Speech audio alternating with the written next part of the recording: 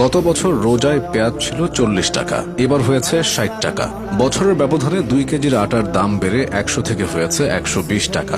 মসুর ডালের দাম বেড়ে হয়েছে 135 টাকা থেকে 150 টাকা কেজি। এভাবেই নিত্য প্রয়োজনীয় অনেক জিনিসের দাম নাগালের বাইরে চলে গেছে। শসা ও লেবু তো ধরাছোঁয়ার বাইরে। গত রোজার তুলনায় এই রোজায় নিত্যপণ্যের বাজারের দরদাম দেখে নেওয়া যাক।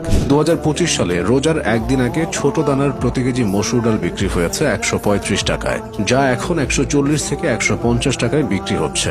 মোটা দানার মসুর ডালের দাম বছরের ব্যবধানে 80 টাকা থেকে 100 টাকায় উঠেছে।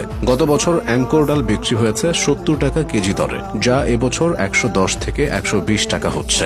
এক বছরের ব্যবধানে রোজার ঠিক আগ মুহূর্তে আটা, সয়াবিন তেল ও পেঁয়াজের দামও ঊর্ধ্বমুখী রয়েছে। 2025 সালের রমজানের আগে 2 কেজির প্যাকেট আটা বিক্রি হয়েছে 100 টাকায়, এবছর যা 120 টাকায় বিক্রি হচ্ছে। সয়াবিন তেলের দাম বছরের ব্যবধানে বেড়ে প্রতি লিটার 175 টাকা থেকে 195 টাকা হয়েছে।